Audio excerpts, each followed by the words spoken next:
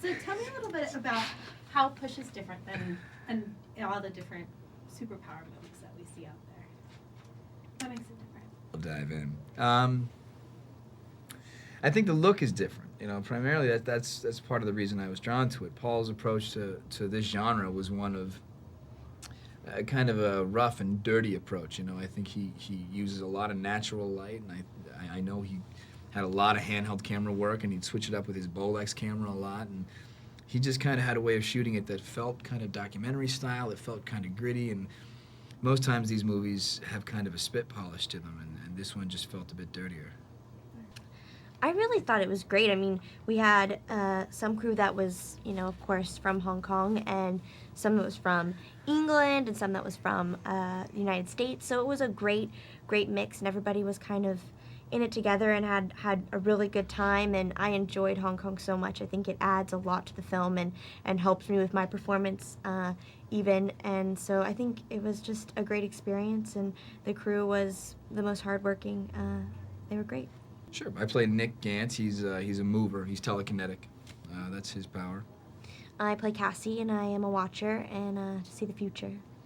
And I think in the beginning they're both kind of working towards a common goal. Nick's kind of shut himself off from the world. He doesn't really have anyone.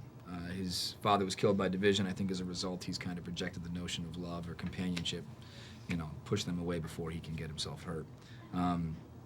I know Cassie is looking, or Dakota's character Cassie is looking for a case so that she won't die. You'll see. The plot will make sense. But in the beginning, they're really not looking to form a friendship. They're not looking to bond at all. And in the end, I think they both kind of let one another in and follow through with what they need to do for each other. Push is about a group of individuals with varying powers and abilities who are on the run, who are in hiding from a branch of the government called Division. Division is after them to try and harness their powers and turn them into weapons. Those are the broad strokes. There's a much more intricate plot within that storyline, but that's too complex to get into. Hong Kong itself was you know, it's just a challenge to shoot there, given the fact that most times when you're shooting on a location, you have the luxury of owning the environment. You know, if you need to shoot on a street, you can lock up the street, you own all the extras, and in this world, it's so congested and it's so busy, and I think every single scene you see in the movie where we are shooting on the street in Hong Kong, we just got a camera hidden across the street, and every single person you see is a real Hong Kong resident. No idea we're making a movie. Always changing. Yeah, it was tricky. The pressure was on. Pressure was on, yeah. I mean, a lot of times we only had one time to do it, whether it be for, you know, the stunts and the rigging would take 24 hours, and you have to get this one take. So yeah, we had some pressure on us some of the time, but I think that helps you because you really, you know, you have to get it right, and something inside you makes you get it right that one time. You know, I came off of another project and I showed up, and I think we were shooting a week later. Paul's of the mindset. Paul's one of the directors that doesn't really like to do too much rehearsal. He kind of likes to keep things fresh and let things happen kind of spontaneously on the day, so that there wasn't a whole lot of prep time.